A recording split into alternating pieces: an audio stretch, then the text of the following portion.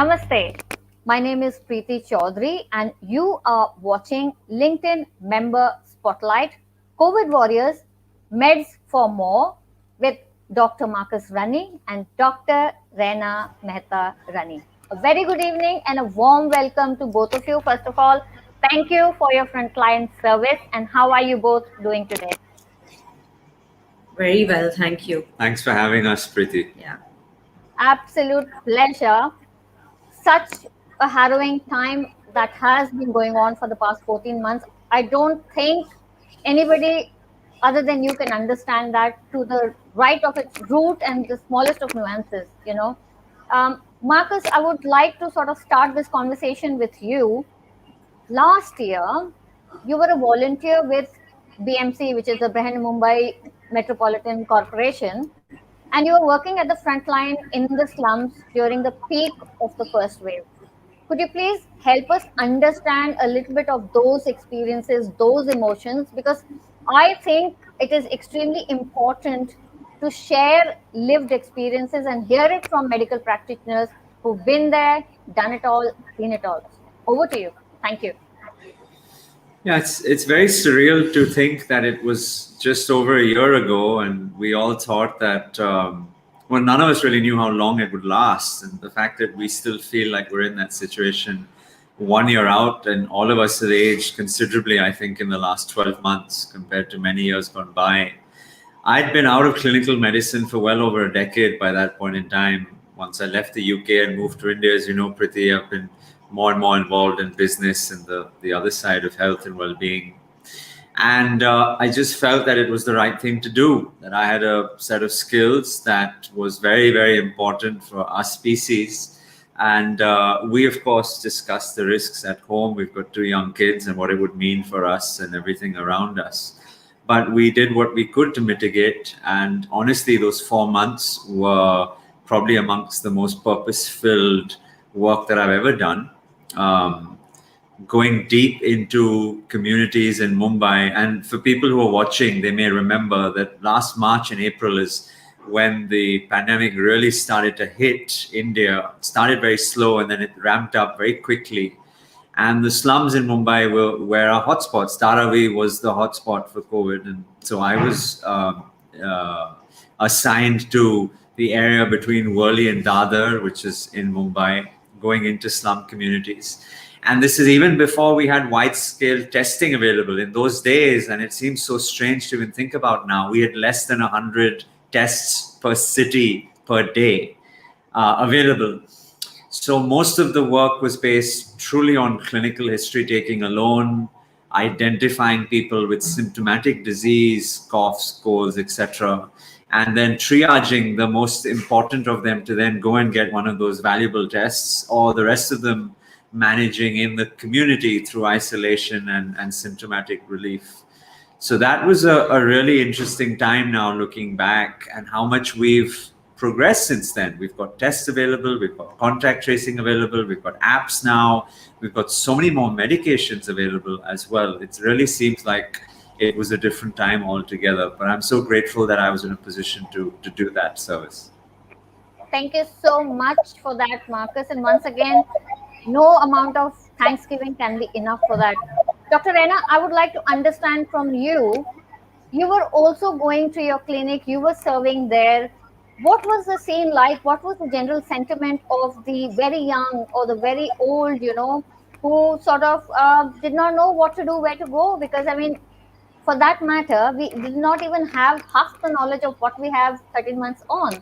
What was your experience like? Over to you. So like you said, I mean, it was a time where everything was very new. We all were very scared. Even when Marcus decided to go volunteer as a frontline worker, it was a scary time for us because we knew so little of COVID at that time.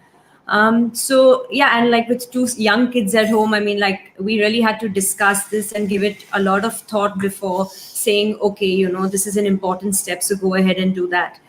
Similarly, with clinical practice, I think initially everyone was really scared. The practitioners were scared, patients were scared. So nobody was actually coming into the clinic. But as things started to open up a little bit, we didn't have a choice but to start going into the clinic. Of course, we were kitted out in our PPEs, taking all the precautions and going out there and just doing what we really had to do. And then the unthinkable happened, Marcus. You contracted. Please take us through that experience, because again, I would like to stress, if we've not been through that, we do not know the psyche, the mental status, the health, the physical, emotional, all of those aspects, if we have not gone through that COVID ourselves. So please share that experience, because I think it is extremely important for the audience to hear that from you. Over to you. Thank you. Preeti, I went through something that millions of people in India have had.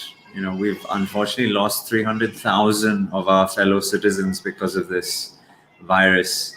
And each of us has a different experience and a different story. But sure, there's always suffering and illness at the base of it. Mine was a slightly complicated scenario because actually the diagnosis wasn't made until well into week 3. It's ironic, right? Even though I'm a doctor and I'm surrounded by such great access to folks, the symptoms were not the typical COVID symptoms. It started with the fever, which was just unrelenting, very severe pain in my back and my body. But the fever had a particular pattern which was suggestive of malaria. So we went down that rabbit hole because the COVID test came negative at that early time. So we tested for malaria, still nothing. Chikungunya, dengue, is it some form of hepatitis? Nothing was coming. And then eventually one morning in week 3, when I decided that I just needed some fresh air because I'd been in bed for so long, and I went on this walk down around the corner, that's when I suddenly had this very strange sensation in my chest and shortness of breath and sweating. And I immediately knew something isn't right. This is not me. I'm a, you know me, I'm a marathon runner. I can keep running till the sun goes down. But I immediately went for an X-ray. I saw the result myself. There was clearly something going on abnormal on the left side. And very fortunate that a friend of mine is a radiologist at a center here. So I spoke to him on the phone. He said, Marcus, you got to go in immediately, get a CT scan. And he knew that I was doing this frontline work. And long story short, I had a very atypical presentation of COVID, which may have been from what I was being exposed to, the different types of environments that I was going in, the fact that I was in contact with like domesticated animals and poultry, etc. It just complicated the image. But then eventually a clinical diagnosis was made. I was started on steroids, a whole bunch of medicines. I developed a few other complications, which I won't get into, but it took me a long time to get back. And a lot of those complications revolved around the fact that I lost a lot of strength in my right leg and my left leg as well. Luckily, of course, there was an in-house medic and a physiotherapist here. So she was able to keep track. She was doing tests on my nerves on a daily basis to see how far that disease had gone. And through a lot of rehabilitation and reconditioning, I was able to get back into doing what I love. And I'm reminded of the fact that, as again I say, that a lot of people have suffered, and my suffering is no different. But through this process, I learned something very important, Preeti, in that suffering is just part of the human expression. It's the manifestations may change, but we all face it. Everyone we meet is suffering to some degree. They may just not talk about it. And what I learned was that it's how we respond in that challenge that ultimately decides the fate and the direction that we want to go into. So I told myself something simple. I said, Marcus, how often is it that a runner gets to learn how to run again? And it started from walking and then jogging and all that stuff. I remember the first walk that Raina took me on Marine Drive. It took me 58 minutes to do 2.9 kilometers. It was a very, very slow, painful walk. But 4 months later, on the same stretch of road, I completed a half marathon in a personal best time.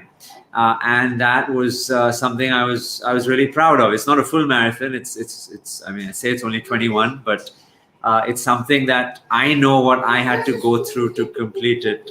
So that's my journey, and that's what I learned.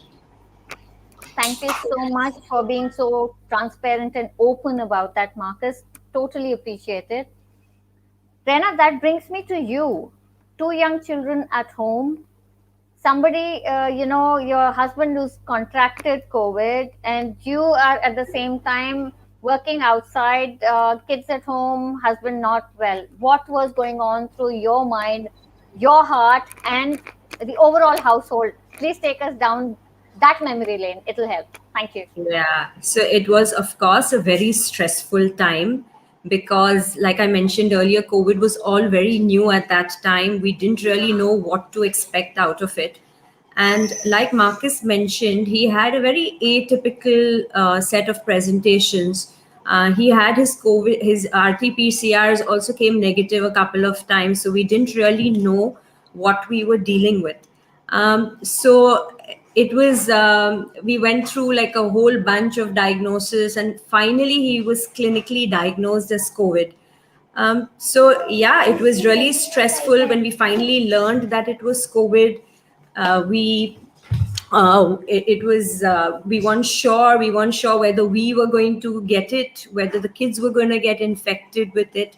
But finally, when we spoke to the doctors and we had these lengthy conversations with them, and we understood that given the nature of the way he developed it, his risk of infecting us and others in the household was very minimal.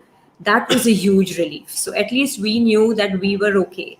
I was also stressed because I was seeing patients. Of course, I had stopped seeing them for a period of time till we figured out what was going on. But once I learned that, the risk of, me infecting anyone else is really minimal, I did actually, once Marcus got a little better, start going and seeing patients, and, got right back to work. It was like Marcus said, a long period of from day one to him actually getting out through the whole thing. But once we were over that acute phase, we both just took it in a very positive manner, and we said, okay, you know what, this has happened. Other people have dealt with it. We're over the worst, and we're just going to, do whatever we can to get out of this and, get you back to normal. I actually joked with Marcus once while we were going for a run, because he was a really fast runner and I'm much slower when I run. So I actually said that, I'm loving this because now we both can actually run at the same pace. So that was something that we used to just joke about. And that's also what got us through this. Fantastic. I think along with rehabilitation, medicine, humor is also something that sees humans through, I think, the worst of anything and everything. And that sort of brings me back to you, Marcus. 2020 has been a whole transition year, transition for the entire mankind. And personally for you, transition from a corporate life into becoming an entrepreneur. And then the reason why I'm talking about all of this is because, a lot of people have sort of, because of so much going around, people are taking it very differently. They do not know what to do. Risk taking has gone all the time low. And I think it is important to talk about how people actually can make things happen even during the worst of situations. So please take us through your transition journey a little bit, because that will, I think, set the context for the next piece that I have in mind. Over to you. Thank you. Preeti, people talk about resilience, and I think that's been a big buzzword in the year 2020. But the word that I've been so adhered to is this idea of anti-fragility. Taleb, the economist, spoke about it first. And I just think that this always, in the face of challenge and adversity, we as biological creatures have the ability to come out much stronger. It's how evolution works, after all, in the same way. So for me, 2020 was about leaning in wherever I could and doing whatever I can. But it also set about, and I suppose maybe being unwell for such a long period of time allowed me the opportunity to reflect and really think about my priorities and what I wanted to do. And So I decided that it was the right time to make a professional change as well. I think the grand realization that the world had in 2020 was the competitive advantage that well-being plays in our lives at the individual level, at the organizational level, and at the systems level. And therefore, I thought, okay, if this is going to be the narrative for a long period of time, and I clearly have the right experience and interest and passion for this subject, then what can I do to make the world a better place in the years to come? And so my journey really started. As you know, I've founded two specific ventures looking at two very different aspects of health and well-being. One which is Roots.life, which is the well-being of individual people. Human Edge, which is the same name as my book, but it's also the platform which works with many corporates. I'm sure many of your audience watching this, folks that we work with as well, to promote this idea of longevity, of well-being, of peak performance at the workplace. And finally, the work that I do more through the academic sphere, through the Atlantic Council, the World Economic Forum, and other types of media publications, is really looking at well-being of systems, whether that's the climate crisis, whether it's the role of humanizing technology. There are many other facets to that, which I try and get myself involved in. Space is another big area that I'm going to be more and more involved in, human spaceflight. So connecting those dots with a common understanding that health and well-being is central to that, and just furthering humanity's journey along that. Fantastic. And I have been seeing that journey with my own eyes. So I absolutely get it where you were and where you are in the last 6 or 8 months itself, So that's totally commendable. Well done, you, Marcus. And that sort of naturally, you're warmly welcome. That sort of turns, so 2020 turns into 21. Everything is hunky dory. January, February, come March, and it goes down the drain. Yeah. Second wave is here. Same old, but this time only more drastic. Raina, what do you think? What were your experiences? And then I will go to Marcus. But, second time around, the variation, the mutation had happened, and so many things. What was it like for you living in Mumbai, where it was one of the worst hit areas of the entire country? Over to you. Yeah.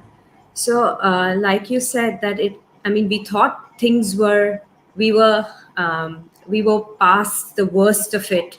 And I don't think many of us saw the second wave coming and hitting us this hard. So, of course, in March, when, the news started getting worse with all, COVID all around us, we were hearing a lot about it. Then we started seeing so much of it around us because there were people all around us falling sick. Marcus, of course, was getting a lot of calls. His phone was flooded with messages and calls from people, not only from India, but all over the world, just asking him for advice because doctors were so busy. They were so occupied. They weren't actually able to attend to their patients. So, I was actually seeing it firsthand through Marcus's eyes. And I was also seeing it in my patients, not directly because I'm not a frontline worker, but we were seeing a lot of people having post-COVID complications coming into the clinic. So, problems with their chest and with their breathing, problems just generally with strength and post-COVID myalgia.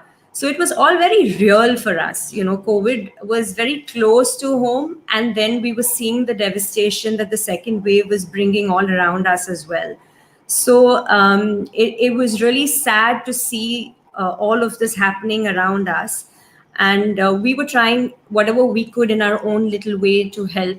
Marcus was, of course, helping. I was doing whatever I could from my end. And then one day we just had a small conversation, a small idea out of which Meds for More was born.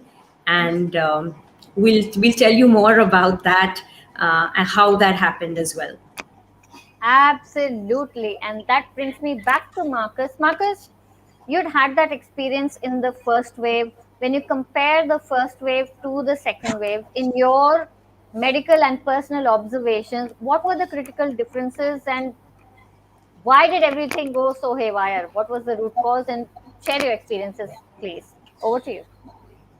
Sort of at a medical biological level, there were some factors which contributed, right? The first, and this has been well documented and spoken about, there's clearly a increased transmissibility with this so-called the Maharashtra variant, which is the B1617 or the 17.2, much more infectious, much more able to be transmitted between individuals. Secondly, we saw particularly in the first 2 weeks of the second wave was that children were being much more affected. Luckily, it was still mild. They were self-limiting, usually treated with 2 or 3 days of paracetamol.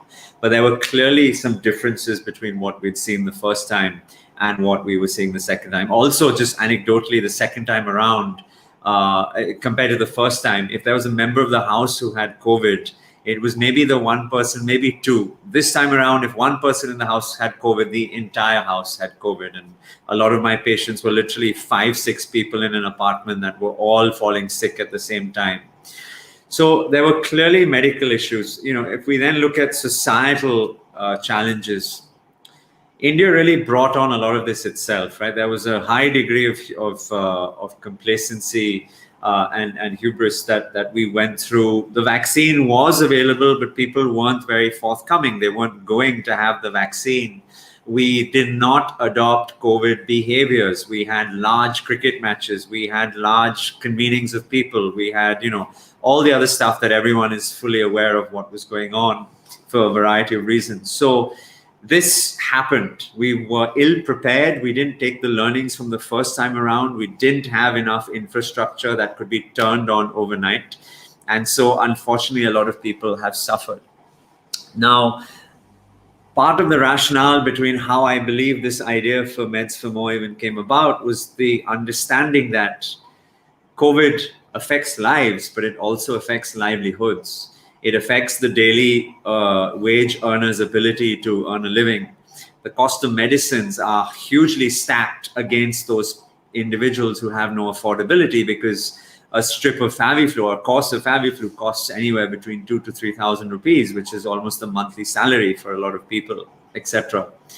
And then you look at the health inequity which exists in a country like India. It's really a tale of two cities. And when you look at the out-of-pocket expenses for health, 45% of that is because of the cost of medicine.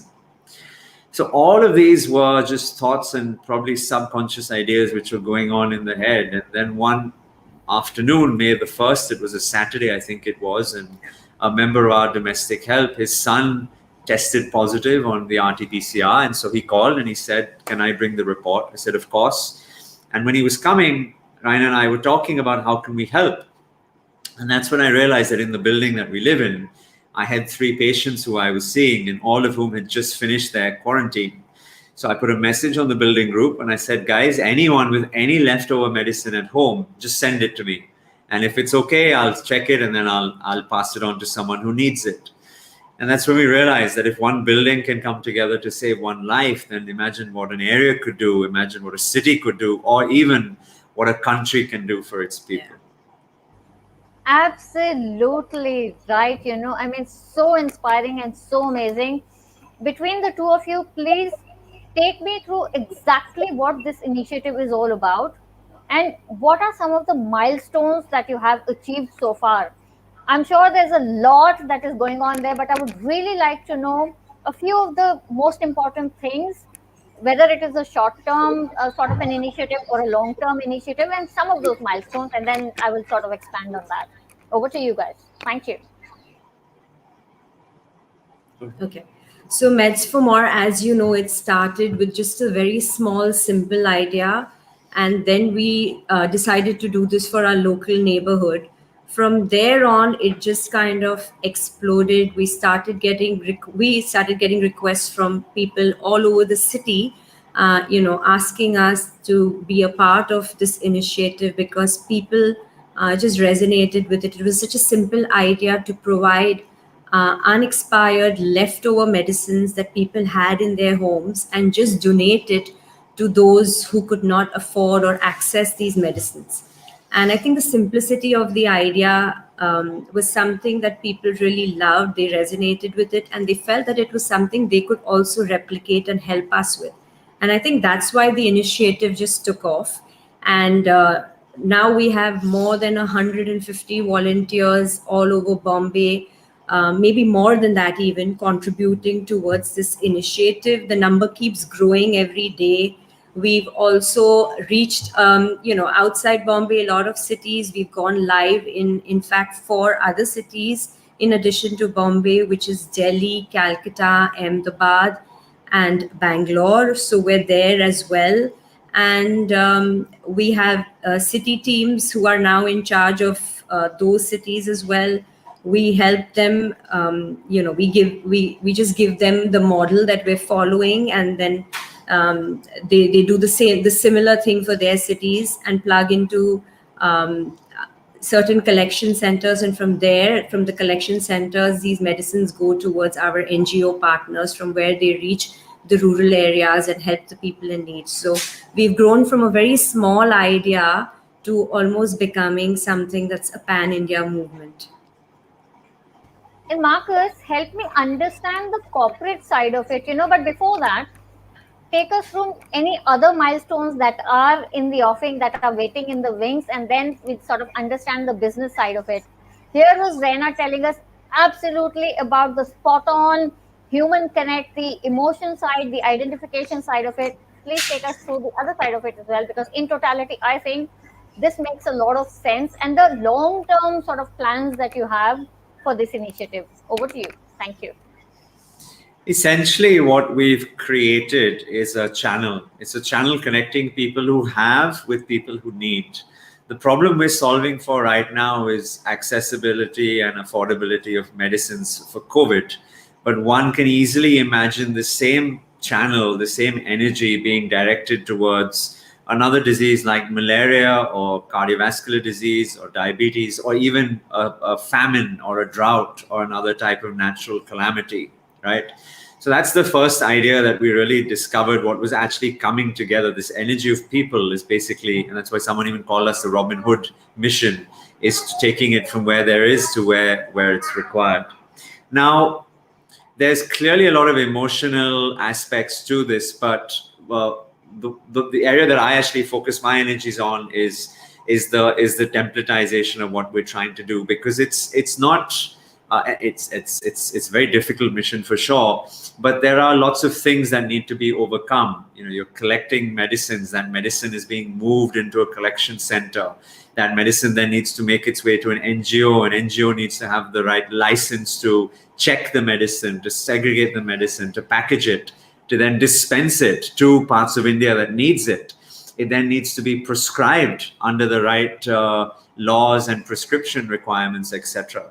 So there are lots of things that have to happen in this process. And so we're very grateful that so many partners have come forward. We've got mobility partners, which are helping in moving these things from the donor all the way through to the actual recipient at the other end. We've got technology partners, which are providing infrastructure, tech infrastructure. So we've got a really nice, very simple, not very beautiful, but it's simple website called www.medsformore.org. People can visit the site. Depending on their city, they insert what they're looking to give. They get a coupon code for a delivery partner to come and pick it up. And then that medicine then goes down through this process.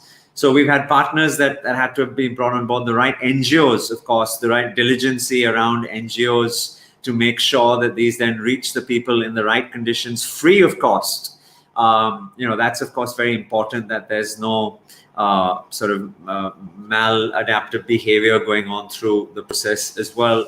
So that's been a challenge, and I never ever imagined that I would be creating a pan-India micro-logistics platform. That was never part of my job description. It's certainly not a lecture that I ever had at med school. But nonetheless, needs must when it's required. So we're very fortunate. We've had now in Bombay alone over 200 kilograms of medicine.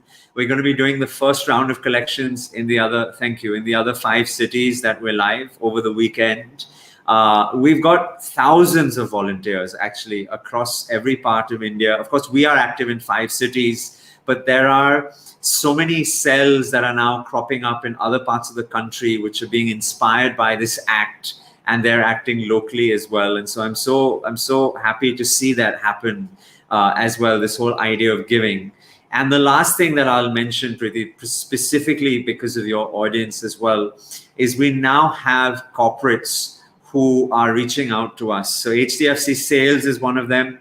They're going to be activating this across the country. Almost 8,000 employees across the country will be given the opportunity to act as our ambassadors, which you can, thank you for bringing that up. You can see on the right-hand side of this website. So people can act as ambassadors. There are going to be collection boxes in the various offices once the offices start to open after June the 1st. So that's a great thing. We've got technology companies. There's an American firm called DP, and they'll be going live for another 2,000. Sorry, GP. They'll be going live for another 2,000 employees across the country. We've got the Prestige Group in Bangalore, which have set up 16 collection centers in all of their gated communities. So, we just cannot believe the fact that people are just so forthcoming. We're just inspired, and that's what gives us the energy to do this, frankly. We've got full-time jobs, we've got kids, but we know that so many people out there want to help.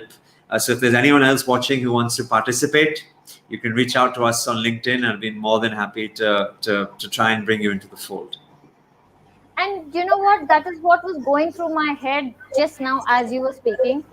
This, along with fully practicing, running a home with children under 6 years of age, I think it is truly a Robinhood kind of an initiative where everybody is involved. And I think collaborations have just come in because the idea is so simple, but yet nobody's ever thought about it. So kudos to both of you, Marcus and Raina, for actually not only thinking, but more importantly, executing it, So thank you for that. Long-term vision, folks, what is it? Because the website also talks about sort of creating impact while reducing waste. What exactly do you mean by that? Over to you. So the creating impact while reducing waste stems from the very simple idea that we wanted this initiative to be about donating leftover medicine. So we didn't want people to buy. We didn't want people to donate money, but we simply wanted them to give us what they already had in their homes, and have that go to people who had neither the access nor the affordability. So that is what we really want to focus our energies on. And even going forward, as Marcus mentioned, even if meds for more, if it's not COVID today, but it's something like malaria or another disease tomorrow, this could be a really great idea going forward, whereby people donate what they have and that reaches people who need. Absolutely spot on. I mean, yeah, impact and reducing waste totally sort of stand out right there, because the long-term mission, what is jumping out to me is to, like you're saying, to make medicines more accessible to the larger population that does not have access. So thank you again for doing this. Now, then again, with March sort of came the peak, and with April, and now we are into May, slowly coming into June, there seems to be like a valley again that's sort of coming in. And we ourselves are sort of seeing so many changes and everything else happens. And one fine day, nature permitting, we would be maybe out of the woods, so to speak. From, again, as medical practitioners, both of you, what do you think should be the overall health and wellness regime after the pandemic, when we are actually being able to then go out, move out, do some sort of physical exercise or mental exercises? What is it? What can we do? Over to you. Thank you. I'll add a note of caution. We've seen a decline in the caseloads in Mumbai, in Delhi principally. But what we're now beginning to see is an escalation happening in southern India and eastern India as well. So their peak is still a way away. Secondly, whilst the larger metros seem to be much more controlled now with the availability of oxygen, beds, and supplies, it's rural India which is feeling the pain. And part of my job now, I suppose, on a day-to-day basis, talking with all these NGOs, is just hearing the heart-wrenching stories that come to me from different parts of the country. People who are not allowed to see their doctors, people who can't leave their homes because they're being prevented from accessing healthcare, people who've been left outside of hospitals with drips hanging from trees. And I've been sent photographs of this as well. We've all seen the images of bodies floating down our holy river because there have just not been enough funeral pyres and wood availability. India really needs to take stock of what's happening and think about all of our brothers and sisters right now. And that's why we are also inspired through doing the work we do. So we're a way away from getting out of this completely. In fact, as per the latest estimates, and Dr. Udwadia spoke about this on the BBC last week, we are 600 days away from reaching herd immunity in India.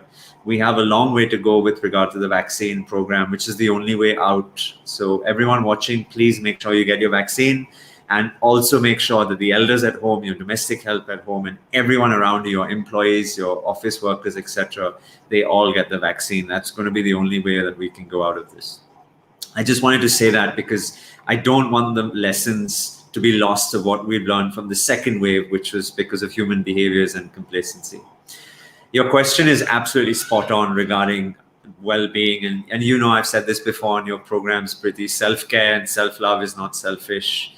We need to look after our body, our brain, our heart, and our energy right now. And the simple things, the simple biohacks, which I remind people about, ensuring you get that 7 hours of sleep every day, ensuring you're watching what you eat, you're reducing your sugar, you're minimizing your carbohydrate intake, you're maximizing your healthy fruit and vegetables, etc. Making sure you get those steps in, 8,000 steps, 6,000, 8,000, 10,000 steps every day, connecting with your family, having conversations with people that you love, even if it's over a digital medium, etc. So we're trying to do our bit. She's obviously in the clinic every day. I'm trying to use the power of digital media, and obviously I'm very grateful for people like you, Preeti, who provides a platform for this messaging to go out. And even on our own way, on our social handles, we try and create a bit of content every day to promote that idea of self-care, well-being, and longevity as well. Raina, do you have anything specific to add from a physiotherapist and physiotherapy point of view? How can we take care of our muscles, our overall mobility, and all the rest of it? Over to you. Yeah, I think just generally, the message that I would like to give people is just keep moving. Movement is really important, not only for your overall health, but it's a feel-good thing. That's what's going to keep you strong. That's what's going to keep your body healthy. But more importantly, it's to do these changes, to make small changes and to sustain them consistently rather than just to do it in the short term, because this is something that you should incorporate for your overall health. Whether COVID is there or not, it's going to just help you in so many other lifestyle diseases that we battle as well. So as a physio, I tell all my patients, just get moving and do a little bit small things, small steps in the right direction can go a long way. Absolutely right. Incremental steps into anything. Before we sign off, from both of you, Marcus, you first, is there anything that you would like to say to the corporates, to the individuals that are out there, specifically for Meds for More today and everything else, maybe in another time, but for Meds for More? Over to you. What we've learned is that small acts of individual kindness can lead to great waves of positive impact. There is no act which is too small for any of us to do right now. Everyone needs to lean in, to help out, and to stand up and be counted. So that's my clarion call for everyone today. Thank you so much. And I would just like to say that we're really grateful for everyone who's come forward and helped with this initiative, right from the people who have donated to those who are ambassadors for the movement right now. And we urge everyone, if you can be a part of this initiative, that would be great. But if you could help even one person, around you or in your neighborhood in your own small way get over anything that they may be going through, that itself is, mission accomplished for us. So we just hope that this inspires people to go out there and do that one small thing, which could help someone else. Thank you so much. And that is very well said. So, folks, time enough for just about this. You have been watching LinkedIn Member Spotlight. We were highlighting Meds for More today. With me are my dear friends and medical practitioners, Dr. Marcus Ranney, Dr. Raina Mehta Ranney. Until the next time, do take good care. Stay safe. The website address www.medsformore.org is right here onto the screen. Log in, do your bit. Jai Hind, and thank you very much. Thank you. Thank you.